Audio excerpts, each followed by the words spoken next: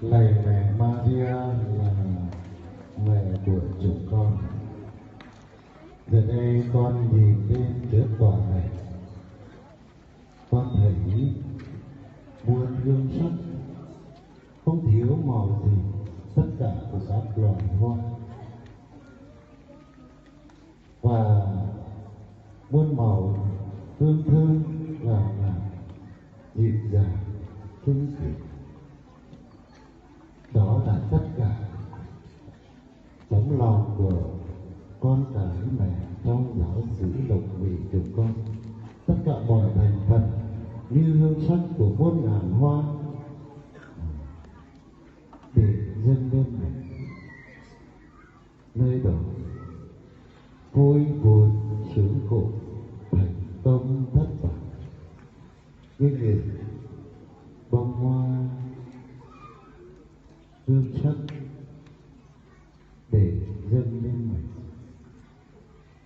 Xin mẹ nhận tất cả tấm lòng thành của chúng con, những vui buồn sướng khổ của chúng con, những thành công, những cái thất bại, những sự yếu đuối tội lỗi của chúng con, cũng như những việc lành của chúng con làm.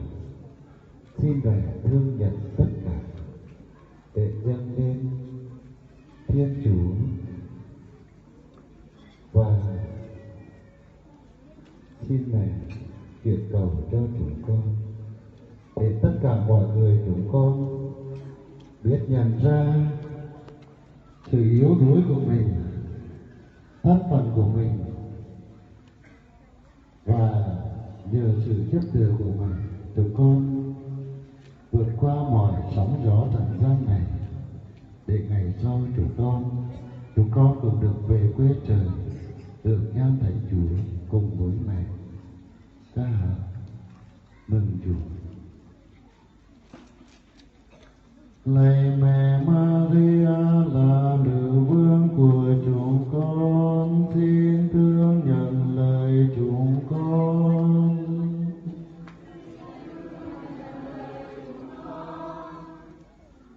Lạy mẹ Maria là nữ vương hòa bình của nhân loại và của chúng con.